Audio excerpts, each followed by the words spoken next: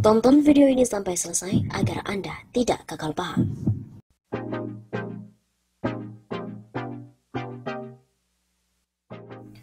$1,6 juta ASN akan dipecat, Cahyokumolo mengatakan nggak ada hubungannya dengan corona. Rencana pemecatan 1,6 juta aparatur sipil negara atau ASN oleh Kementerian Pendayagunaan Aparatur Negara dan Reformasi Birokrasi atau Kemenpan RB bukan karena pandemi COVID-19. Demikian ditegaskan oleh Menpan RB Cahyokumolo yang mengaku tak akan sembarangan memecat para ASN. Ia juga memberikan tolak ukur untuk bisa memecat jutaan ASN tersebut dengan melihat produktivitas kerjanya. Tidak ada hubungannya pemecatan PNS dengan wabah COVID-19, ujar Cahyokumolo kepada wartawan pada hari Rabu 8 Juli. Dasar pemecatan ASN, lanjut Cahyo, berdasarkan ketentuan atau peraturan perundang-undangan yang berlaku, seperti Peraturan Badan Kepegawaian Negara atau BKN tahun 2020 yang telah disahkan pada 8 April yang lalu. Rencana pemecatan 1,6 juta ASN dikarenakan terdapat pelanggaran hukum yang dilakukan dan telah memiliki keputusan hukum tetap dan mengikat. PNS dipecat kalau ada keputusan hukum yang bersangkutan bersalah, seperti korupsi, narkoba, pembuatan yang melanggar, dan sudah ada keputusan hukum tetap. Pungkas mantan Mendagri ini.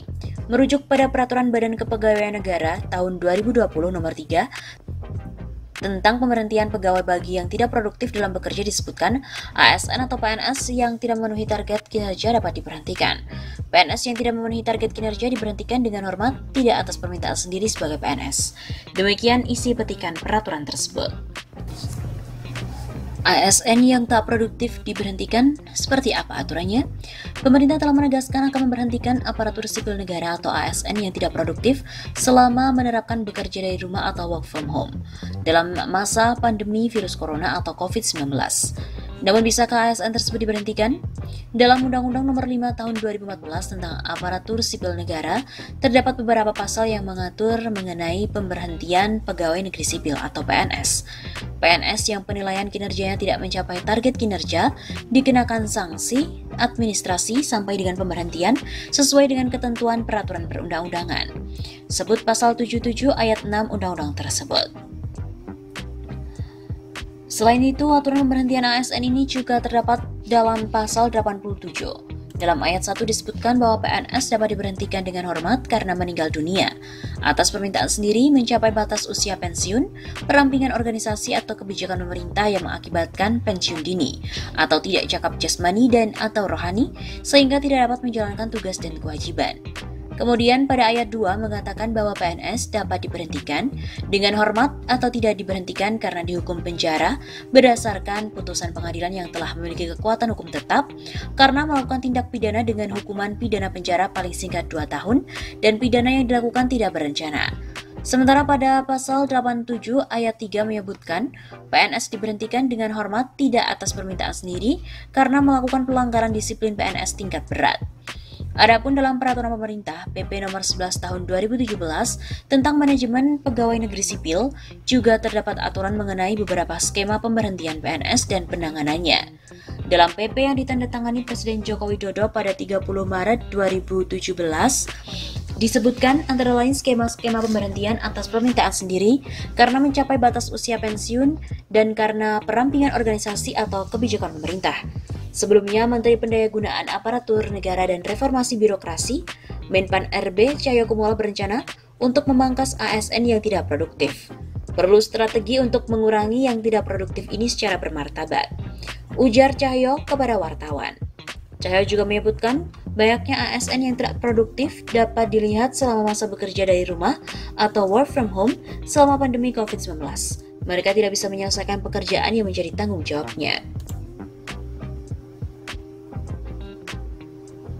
Menpan RB Cahyokumolo tengah menyusun strategi untuk memangkas ASN yang tidak produktif. Cahyo menyebut banyaknya ASN yang tidak produktif dapat dilihat selama masa bekerja dari rumah saat pandemi. Mereka tidak bisa menyelesaikan pekerjaan yang menjadi tanggung jawab.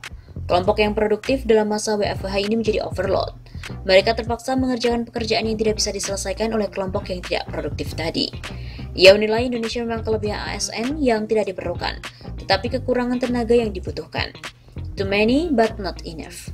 Perlu perubahan drastis dalam format kebutuhan kompetensi untuk rekrutmen ke depan, ujar politisi PDIP ini. Oleh karena itu, Cahyo mengaku terus berkoordinasi dengan Badan Kepegawaian Negara untuk mencarikan solusi. Kedua instansi ini sepakat untuk merumuskan ulang sistem manajemen ASN sesuai dengan tatanan kenormalan baru. Jika komposisi dan kompetensi sudah akurat dan jumlah total ASN sudah tepat, maka remunerasinya juga akan bisa meningkat secara signifikan, ucap Cahyo. Selain itu, Menpan RB juga mengatakan akan melakukan reformasi birokrasi di lingkup ASN. Targetnya pada Desember 2020, reformasi birokrasi ASN ini harus selesai sesuai dengan keinginan Presiden Joko Widodo. Cahyo menyebutkan ada 20% PNS bagian administrasi dari total 4,2 juta lebih pegawai akan segera diberhentikan. Sebanyak 20% pegawai tersebut dinilai tidak produktif dalam bekerja.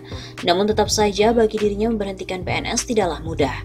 Kita nggak bisa, Pak, memberhentikan 1,6 juta tenaga yang dianggap tanda petik ini, tenaga administrasi yang mungkin 20% tidak produktif itu nggak bisa. Katanya dalam penyampaian rapat dengar pendapat RDP dengan Komisi 2 DPR RI, Senin 6 Juli.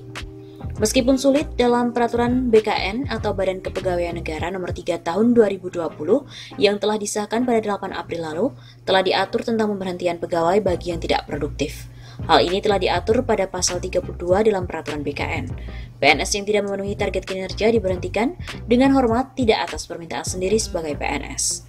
Target kinerja yang dimaksud pada pasal 32 ayat 1 ini dituangkan dalam sasaran kinerja pegawai atau SKP yang akan dilakukan penilaian kinerja setiap tahunnya.